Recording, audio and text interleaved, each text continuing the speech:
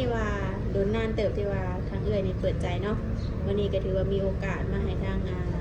ฮาอัปเดตมาเสมอเนาะ แม่น ก็สิถามว่าตั้งแต่ว่าเปิดใจไปนะมีคนโดคนลมอยู่บ่ บ่ได้ บ่มีเนาะโอ้สาเหตุอาจจะเป็นเพราะว่าทางโดย เข้ามากับพวกพ่อกับผู้สาวโสดเนาะ โดย โดยสบายดีเด้อเด้อโดยสบายดีทางเอื้อยเพิ่นเนาะบางเทื่อก็บางคนก็ FC ใหม่ของซัมเมอร์ก็ยังบ่ฮู้ได้ว่าเพิ่นชื่อหยังหั่นน่ะ ถามเพิ่นใหม่นะ โดยชื่อว่าจังได๋เอ่ย ชื่อเจเล่ ชื่อเจเลเนาะ เจเด้ซื้อเพิ่นก็คือซื้อขนมนี่เนาะ บางเทื่อ FC ใหม่ของซัมเมอร์ของซาละน้อยก็ยังบ่ฮู้หั่นน่ะเนาะเฮากับบางคน FC ใหม่ของซัมเมอร์หั่นแหละบางเทื่อก็บ่ฮู้หั่นน่ะอายุจักปีกูเอ่ย อายุอัน30ปลายนี่เนาะ3ปีนิด30นิดๆนี่เนาะ อืมก็คือทางเราก็ได้ถ่ายสัมภาษณ์ทางเอื้อยเพิ่นไปเนาะในมื้อนั้นเนาะก็เลยมีแบบบางเทื่อ FC บางเทื่อเพิ่นให้มาถามว่ามีผู้บ่าวแล้วบ่นี่นะยังบ่เอ้ย ยังอยู่นะ ยังอยู่บ่ยังบ่มีอยู่ป้าบางคนเขาเจ้าอยากได้ไลน์เด้อเอ้ยถ้าเอ้ยมีไลน์บ่ ยังบ่มียังบ่มี เลย ID ไลน์นี่เด้ไลน์นี่ยังบ่ตั้งซ้ำ ยัง เอ้า เนี่ย เพราะว่า เป็น ส่วน ได้ หลาย ปานนี้เนาะสิได้ปานนี้ เพราะว่าส่วนหลายเขาจะสิมักลิ้นลายเป็นพิเศษ เนาะว่าดังๆอีเดิมใน FC ซะมื้อบ่ได้ยินฮึซาสดว่ายังได้ยินเสียงปากติ้ง คือบ่ได้ยินเสียงดิ อืม ก็เป็นเวลาที่ว่าโดนนานเติบที่ว่าทางเอื้อยนี่เปิดใจเนาะวันนี้ก็ถือว่ามีโอกาสมาให้ทางเฮาอัปเดตมาเสมอเนาะ แม่น ก็สิถามว่าตั้งแต่ว่าเปิดใจไปนะมีคนโดคนลมอยู่บ่ บ่ได้ บ่มีเนาะโอ้ สาเหตุอาจจะเป็นเพราะว่าทางเอื้อยบ่มีรายเนาะ แม่ จะ น มีส่วน แม่น เพราะว่าทางหนุ่มเพิ่นนี่สิดินแต่ทางราย เป็นพิเศษเท่านั้นเนาะ แม่น แม่น ๆแต่ว่ามามื้อนี้ก็ยังบ่ทันมีบ่ราย ยังสิไปตั้งเอา ออกวันนี้ก็สิไปตั้ง ไปตั้งลายซะสิได้ผู้บ่าวไว้ซะเนาะ แม่น คันซั่นน่ะบ่ได้เด้เพิ่นบ่มีรายน่ะ โดยแบบเรื่องสเปคแบบของหนุ่มๆนี่ก็ยังมีอยู่บ่ ก็คือเว้าไปนั่นแหละ ลองทวนได้บ่เผื่อ FC คนใหม่เพิ่นเข้ามาเบิ่งหั่น ถ้า น่ะ แบบอายุก็ประมาณ4 5 10 60ขึ้นไปก็ได้ 40ขึ้นหา60เนาะ บ่ดังอีกเด้อเด้อ ว่า บ่ดังๆขึ้นแน่หน่อยหนึงเพิ่มเสียงขึ้นหน่อยหนึง FC ซัมเมอร์นี่เงียงหูเว้าให้เว้าได้แล้วฟังนี่เช้านี้แล้วเว้ายังดีคือว่านี่เลย เด้อ ก็คือสเปคของหนุ่มๆนี่คือต้องแบบว่าอายุเพิ่นนี่ประมาณ4นะ50เนาะ แม่ อายุเนาะ 4 50ขึ้นไปแบบเป็นผู้ใหญ่นะ โอ้ เป็นทั้งโผได้อย่างเงี้ย โอ้เป็นทางพ่อหรือเป็นทางผัวเนาะเอาง่ายๆซะเนาะมันจะมีความอบอุ่นเนาะเอออายุน้อยนี่บ่อยากเอาเนาะเนาะ โอ้มันโมเมนต์สเปกกันนะ อืม เออ เอาคนที่เข้ามาต้องเอาอายุหลายเท่านั้นเนาะ แม่ เพราะว่าเป็นหยังแต่อายุหลายเพราะว่าทางเอื้อยนี่เคยผ่านประสบการณ์มาแล้วเนาะเอาพูนนะเอาอายุรุ่นราวคราวเดียวกันนี่ไปบ่รอดแม่นบ่ แม่ อืมก็เลยว่าอยากเอาคนอายุใหญ่กว่าหนึ่งมามีประสบการณ์หลายเนาะ อีกอย่างเพิ่นจะได้มีความแบบว่าอดทนหลักๆคืออดทน แม่ แม่นบ่ล่ะเออถามมาเอาน้อยๆเนี่ยเดี๋ยวโอ้ยสิบ่อดทนได้เป็นจังสิบ่อดทนเพราะว่าเขาเจ้าบ่เคยผ่านการแต่งงานหรือว่าบ่เคยมีลูกมีเต้าเนาะถ้าเอาสมมุติว่ามีเพิ่นแบบเคยเป็นผู้ห่างนางไหมแบบนี้นะเคยมีลูกมีเต้ามาแบบนี้ก็เอาได้บ่ล่ะ เอาได้ ก็สามารถอบรมได้เนาะโอ้ก็บ่ได้ว่ามีขอติอีหยังก็สามารถอบรมได้เนาะคนหักแท้เนาะเปิดใจเธอนี่วางว่าสิสร้างครอบครัวแท้แม่นบ่ ทานี่ ถามีอะ ทา นะ งนี้แบบว่าแบบว่าคุยกันเขาเข้าใจบรรยากาศโอเค พร้อมเนาะพร้อมสิสร้างครอบครัวอีกเทื่อนึงอืมในการที่แบบว่ามาห้องมาคอยเอ้ยยุ่งยากบ่ประเพณีของทางเอ้ยนี่ มันก็คิดว่านั่นแหละ มันก็บ่ยุ่งยากแม่นบ่เนาะ ตามคุยกันนั่นแหละเนาะ ตามคุยกันอย่าว่าอย่าแต่งรอบ2รอบ3แบบนี้หั่นนะ เพราะว่าแต่งอีกรอบนี่มีค่าสินสอดนี่สิเพิ่มขึ้นกว่าเก่าบ่หรือว่าตามเก่า มันบ่ได้ว่าเรื่องงานการ เออ สอนนะว่าเรื่องแบบเข้าใจกันพอแต่ว่า เข้าใจกัน โอ้เอาง่ายๆซะเน้นความเข้าใจเนาะ โดย เออที่คนเฮา แท้เนาะ แม่น เขามาจีบได้ แม่นเน้นขอหักแท้อย่างเดียวหั่นนะ โดยโดย ถ้าหักมาก็ต้องจัดเข้ามาเลยสิเป็นหนุ่มทางใดก็แล้วแต่เนาะ ได้เบิดบ่ ฝั่งลาวฝั่งไทยต่างประเทศก็แล้วแต่เนาะ โดย ได้เบิดเนาะ ได้เบิด บ่ที่หาเขาได้หั่นแหละ เขามาโอมาลมเบิ่งเนาะคันแบบ30ปลายๆแบบนี้นะคุยบ่ แก่อิงตามแบบขาเข้าใจกันแต่ว่าให้มักกับบ่อยากปานใดนะ บ่ปานใดเนาะโอ้ เคยเว้ามาเด้ซะเคยลมมาเด้ซะมันก็ไปบ่รอดหั่นนะเนาะ มันแต่มันบ่สเปคปานใดนะ โอ้คือสเปคนี้ต้องรุ่นใหญ่กว่า60ก็ได้บ่60เอาเฮ็ดลูกเฮ็ดครัวได้บ่อายุหลายซำนี้น่ะ ได้ มันแบบมันเน้นความอบอุ่นลายกลัวมันบ่ได้เน้นแบบว่ามันบ่ได้เน้นแบบว่าโลอยหยังนะ โดยโด ความ ย อบอุ่นแบบเป็นทางโผเป็นทางแม่ให้เฮาอะนะ ว่าง่ายๆคือแบบเป็นผู้ชายที่อบอุ่นเนาะเป็นทุกสิ่งทุกอย่างให้เฮาเพิ่งพาอาศัยได้หนักเบาเอาสู่เนาะโดยเรื่องหน้าตาของเพิ่นจำกัดบ่ โอ้นะ บ่จำกัดเนาะ อืม พ่อแม่แบบว่าอะไรก็ได้เลย อะไรก็ได้สีผิวของเพิ่นเด้ ได้ก็ได้สีผิวกัน ในเบิดรูปร่างหน้าตาแบบหุ่นห้อยเพิ่นแบบนี้นะมักคนแบบโตใหญ่บ่หรือว่าผอม หมากคนตัวใหญ่อะนะ โอ้กอดจังอุ่นเนาะ ต้องเน้นตัวใหญ่เนาะเอาง่ายๆซะเนาะแม่นบ่ล่ะ ตัวใหญ่ตัวน้อยก็เอาถ้าแบบว่ามันคุยเข้าใจอะนะ เดยอันนี้ก็ขึ้นอยู่กับความเข้าใจกันเนาะโดยในการที่ว่าโอ้ร่มกันเนาะแบบทันสมมติว่าเพิ่นนี่ส่วนเจ้านี่ไปดิ่นบ้านเพิ่นแบบนี้นะไปเที่ยวไปหยังแบบนี้นะได้บ่ กล้าเบิ่งนะแรกคันว่ามันเหมาะสมไปกับไปแบบนี้ อืมเบิ่งความเหมาะสมกันเนาะ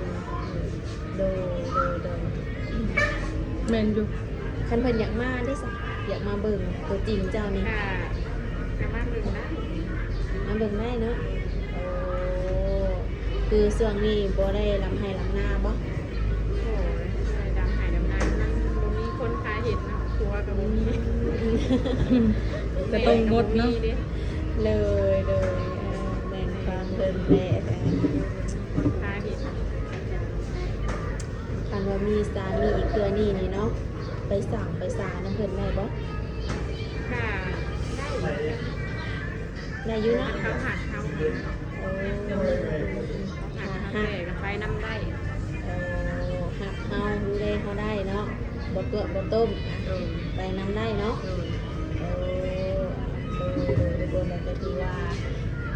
เพิ่นกับบ่มีหยังยุ่งยากเนาะเสมอเนาะ โดย ทางมุมเข้าก็หวังว่าใครที่ว่ามีจิตใจแบบมีใจฮักแท้เนาะแล้วเขามาโอมาลมได้ แต่ว่าไล่นี่สิไปตั้งมื้อนี้เนาะ เดี๋ยวว่าเอ้าสัมภาษณ์ในคลิปคือว่ามีทางติดต่อให้เดี๋ยวเพิ่นสิว่าว่าทางเฮาสิตัวได้เนาะเสมอเนาะ แม่น ก็คือตอนนี้ได้ยังไม่ทันตั้งเนาะ โดน แต่ก็สิไปตั้งอยู่ทุกคนเดี๋ยวก็มีแต่ว่าอดใจรอเนาะประมาณช่วงแรกๆอาจสิมีทางติดต่อให้ทางหนุ่มๆเพิ่นเนาะ แม่ มื้อนี้ก็มาเจอโยฮันกาแฟคือเก่าเนาะเสมอมาทุกมื้อบ่นี่ ไม่ได้ทุกมื้อเซ็งๆกับมา อืมรู้สึกว่าเงาๆอยู่ผู้เดียว มาหานกาแฟเจอผู้คนหลายเนาะเลยบ่ได้เฮ็ดให้เฮ็ดหน้าแบบนี้นะเฮ็ดเวียกเฮ็ดงานบ่ปัจจุบันนี้ ก็ขายเลขขายเบอร์เนี่ย โอ้ขายเด็กโอ้แม่ค้าขายเด็กทุกคนคันว่าทางครูบาเพิ่นแบบอยากอุดหนุนแบบนี้นะก็ได้บ่ ได้เนาะ โดย เอโดยบางทีเพิ่นอาจจะแบบซอยอุดหนุนขายทุกมื้อบ่โดยนั่นแหละ คล้ายแต่เรื่องราวยันตะวันศุกร์ จันทร์พุธศุกร์เนาะคืออาทิตย์หนึงนี่ขาย3มื้อเนาะเป็นได้แบบว่าได้ขนาดนี้บ่ ค่ะก็ได้แต่ก็ดูคนยิน พอได้ซื้ออยู่ซื้อกินเนาะซื้อปลาเละปิ้งนัวทุกคนเลยแต่ว่าตอนนี้ก็ยังขาดคนดูแลเนาะขาดคนมาเคียงข้างเป็นโสดมาหล่นบ่ ทหาร7-8 ปี เขา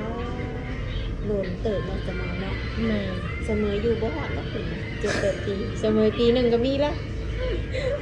ข่อยเพิ่งมีคอดปีแล้วข่อยยังบ่ได้มี บ่ บอกว่าข่อยโอ้อันนี้เนาะข่อยเป็นโสดปีหนึงยังบ่ได้มี บ่แน่นอน งาน บ่ สิบ่มี เนาะพอดอข่อยอยู่ฮอดปีหนึงบ้าฮอดปียังบ่ได้มีคือกัน โดย7-8 ปีเป็นโสดมาบ่มีคนถูกใจแม่บ่ หาแบบหาคนแบบว่าถูกใจเข้าใจกันนะ บ่ค่อยมีเนาะ เรื่องความเข้าใจเนาะง่ายๆซะเนาะ เข้าใจ คือแบบในกรณีที่ว่าเข้าใจนี่เนาะอยังเส้นแบบเราแบบถ้าอยากไปไซก็ได้ไปแบบนี้บ่ว่างก็คุยบ่ว่างก็คุยแบบนี้บ่ เขาก็ใส่ใจเขาอะนะเขาก็เลยเฉย เออ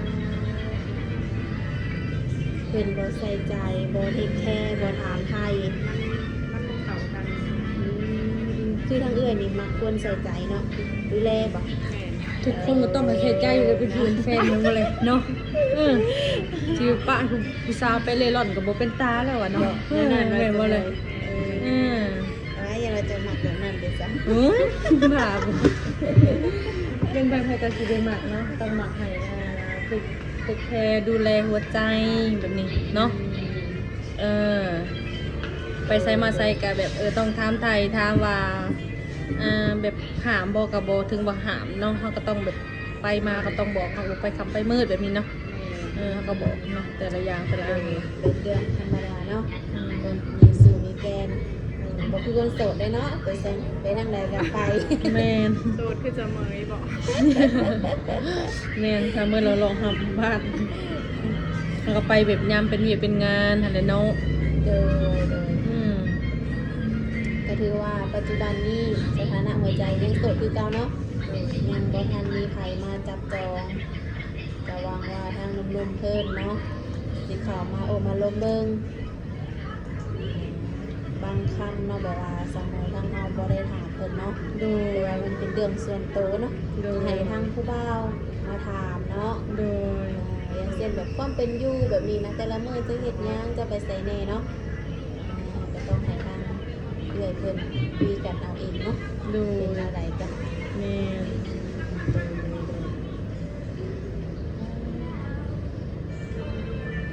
ก็ถือว่ามื้อนี้ก็มาเจออยู่ห้างกาแฟมาผู้เดียวบ่ เดียวนะ เสียมากับแฟนก็บ่คือเลยเนาะ มีแฟนเนาะ คนโสดกันมาผู้เดียวอะไรทุกคนเลย ก็คือคันว่าอยากมาหามาเบิ่งตัวจริงก็คือมาได้เนาะมาเบิ่งว่าตัวจริงเนาะเป็นแบบได้เห็นแต่ในคลิปเนาะสิคือในคลิปบ่อย่างแบบนี้นะก็มาได้เนาะโอ้ยินดีต้อนรับเพิ่นแล้วว่า ดีจังครับ แต่ว่าคันเรื่องแบบเพิ่นสิคุยแบบจริงจังเนาะแบบเป็นสู้เป็นแฟนแบบนี้นะทางเจ้านี่อยากใส่เวลาลงปะ ถ้าใส่เลย ประมาณจักเดือน คือวิ่งตามแบบว่าเข้าใจกัน โอ้ เข้าใจกันไว้วิ่งตาม ยิงตามเขาคุยกันเนาะบางทีแบบเขาคุยกันเข้าใจอาจจะบ่ฮอดเดือนก็มีเนาะ เลย โดยก็ถือว่าบ่มีหยังได้มีแต่ว่าเขามาโอมาลมเบิ่งเนาะหมักบ่หมักค่อยว่ากันเนาะก็มีว่าตอนนี้มีแต่ทางเฟซเนาะที่ว่าทางหนุ่มๆเพิ่นสิสามารถติดต่อได้เนาะทางไลน์นี่คิดว่ามื้อนี้สิได้แท้บ่ ก็เขาสิได้ด้วยคำว่าตาม ระวังว่าสิมีไล เรื่องอายุหน้าตาหุ่นห้อยก็ถือว่าบ่ได้ตีเนาะบ่ได้จำกัดบ่ลมได้เบิดมักนิสัยแบบใดของผู้ชายเป็นนะมักคนแบบใด ใส่แบบว่าเอาใจเฮาดูแลเฮาหั่นนะ อืม แล้วก็ใส่แบบดูแลเฮาใส่แค่เฮาหั่นนะ โดยผู้ใหญ่ซะเนาะ เป็นผู้ใหญ่ มาคนใจห้อนใจเย็น บางคนใจเย็นแล้วเนาะ เย็นไว้มาคนใจห้อนเนาะแบบกินเหล้าเมาสุราแบบนี้นะมักบ่ อ่ากินได้แต่ว่าบ่ให้แบบว่าบ่ให้กินแบบว่ากินคุมอยู่ตรงนี้นะ อืมกินได้เนาะ โดย อย่างเช่นมีเวียกมีงานเนาะนานๆสังสรรค์กับหมู่ กินแล้วก็ทำมาหากินแบบนี้นะ แม่น กินแล้วนอนกินแล้วนอนก็บ่เอา อย่ามาหมักกินและนอน บ่ไปใส่ กินและนอนเด้อเสียนะอย่ามาหมักอันนี้บ่เนาะเอ้ยเนาะบ่เอาเนาะ บ่เอาแล้วแบบนี้ โดยก็ถือว่ากินได้บางครั้งบางคราวเนาะแต่ว่ากินทุกมื้อกินแล้วบ่เฮ็ดเวียกเฮ็ดงานนี่ก็คือบ่เอาเนาะ แม่บ่เอาแล้ว สูบยาได้มักอยู่บ่ กินยากะได้ ได้อยู่ ปก เนาะ ติของผู้ชายเด้ อืมถือว่าหับได้เนาะโอ้ เป็นปกติของผู้ชาย โดถือว่าแทบสิบ่มีข้อจำกัดเนาะเลยเนาะในหนุ่มๆเพิ่นนี่นะเพราะว่าสูบยาก็ได้เนาะกินเหล้ากินเบียร์ก็ได้เนาะโอ้ พอดี ผู้ดีงามไว้ซั่นจ้ะโดทั้งเสมอมีหยังสิถามเพิ่นอีกบ่ก็ถื เจ้า อว่า ก็แล้ว มีแต่ว่าปล่อยให้ทางหนุ่มๆเพิ่นมาโอบมาลมมาถามเบิ่งเนาะ แม่ คำไหนที่ว่าทั้งเฮายังบ่ได้ถามทางเอื้อยเพิ่นบ่ก็ให้ทางหนุ่มๆเพิ่นเข้ามาโอบมาลมเบิ่งเนาะโดยจังไดก็ให้ทางเอื้อยเพิ่นพบพ่อเนี่ยคือหรือว่าพบพ่อคนที่ดีเข้ามาในชีวิตเนาะ แม่ โดยทางเฮาก็สิขอกลับก่อนแล้วบัดนี้เนาะ แม่ โดยพบพ่อกันในคลิปหน้าเด้อ